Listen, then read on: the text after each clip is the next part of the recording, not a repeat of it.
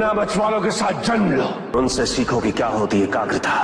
तांत्रिक परंपरा एक बहुत ही जटिल और अत्यंत गुण ज्ञान से उत्पन्न हुआ है पार्वती। इसका संसार अत्यंत विचित्र और विशिष्ट भी है। इसका जीवन दर्शन अनूठा है और इसके अपने नियमावली और विधि विधान होते हैं। इस ज्ञान और विचारधारा के अनुयायियों के लिए अत्यंत आवश्यक है कि वो उसकी नियमावली और आचार संहिता का अनुसरण करें। ये विद्या कई रीतियों और पद्धतियों का सम्मिश्रण है। इस ज्ञान को प्रबुद्ध करने के पश्चात इसके अनुयायी कोई भी अविस्मरणीय कार्य कर सकते हैं। इस ज्ञान की प्राप्ति हेतु तुम्हें मुझे अपने गुरु के रूप में स्वीकार करना होगा। मुझे गुरु के रूप में स्वीकार करने के पश्चात पति पत्नी के सारे अधिकार स्थगित कर दिए जाएंगे। क्या तुम्हें स्वीकार है? हमें स्वीकार है।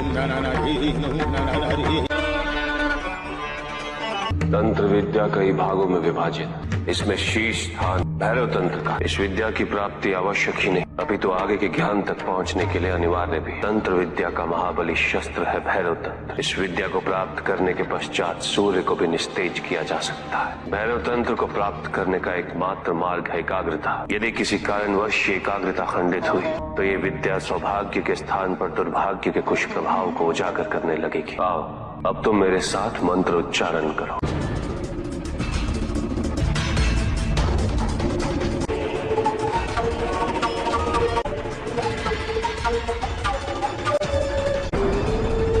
अब मैं तुम्हें भैरव तंत्र के मूल तत्व का ज्ञान देता हूँ। इसे शतक्रम के नाम से भी जाना जाता है और ये शतक्रम हमारे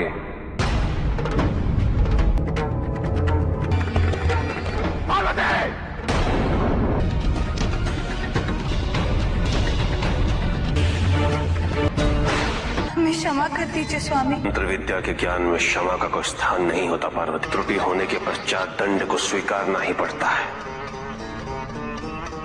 यदि तुम्हें ज्ञान ग्रहण करने की मंशा नहीं थी तो तुम्हें अधिकार ऐसा कदापि नहीं है। हम इस ज्ञान को प्राप्त करने हेतु तत्पर हैं, किंतु हमें स्वयं आश्चर्य हो रहा है कि हम कब और कैसे निद्रा से प्रभावित हो गए। आप कृपया इस ज्ञान को पुनः आरंभ कीजिए। मानव शरीर में इदा और पिंगला नामक दो नाड़ियों के बीच वक्ष नाम की नाड़ी, उसकी 6 ग्रंथियों में पद्माकर के 6 चक्र स्थित है। उन्हीं 6 चक्रों को जीवात्मा के साथ परमात्मा का सहयोग करना पड़ता है।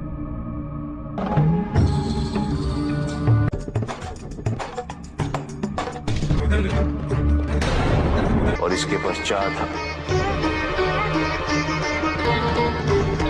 पार्वती इतने अथक प्रयास और विस्तार से समझाने के पश्चात भी तुमने अपनी एकाग्रता भंग कर दी। तुम्हारी एकाग्रता अभी इस विद्या के लिए पर्याप्त नहीं। जाओ अपना बचवालों के साथ जन्म लो, उनसे सीखो कि क्या होती है एकाग्रता।